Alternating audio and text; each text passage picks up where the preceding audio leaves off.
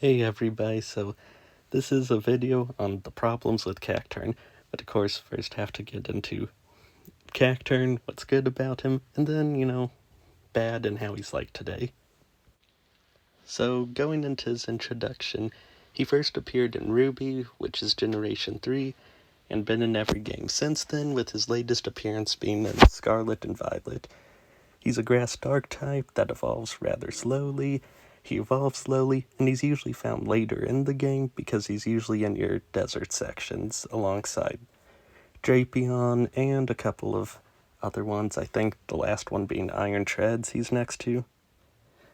So going into his lore, the first part's pretty obvious. If he's the Scarecrow Pokemon, he comes partially from Scarecrows, and then the rest of his lore, he's talked about as like hunting people down, but you never actually see him move usually, and it's usually during night.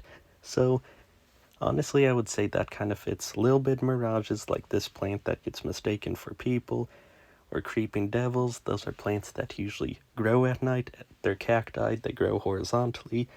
Or the sailing stones phenomenon, where different objects, depending on the sand, actually move due to like high desert winds. And so it looks like they keep getting closer and closer to people. So pretty cool stuff. Creepy. His stats, well, there's not much lot to talk about here, but he excels in both attacks. He's about average HP, too low defenses, and kind of really low speed. So he's like a fragile attacker with nothing else. So going into the pros before the cons, so he does have strong attack stats, which makes him versatile. He does have some setup potential, being able to slow people down and boost other people. He has weather moves, so he can do Sunny Day, and I think maybe even Rain Dance. Destiny Bond almost surely gives him 1 KO. And along with that, he can be useful for sandstorm teams. It raises his evasiveness, he can cause sandstorms. He has water absorb, so he can take water hits. And, well, he's a grass type, so he can get rid of them.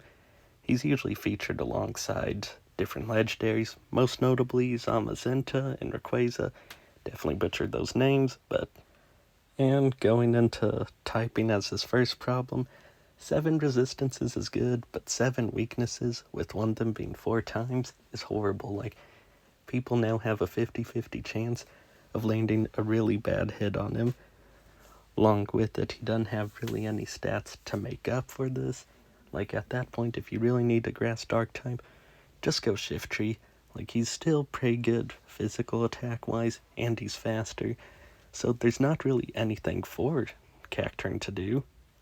As for Cacturne today, he has some niche usage, usually kind of used as a troll Pokemon. They kind of nerfed his pose. I know that's not what anybody cares about, but now he stands just so, like, goofily, like he lost all his aura. He's setup oriented.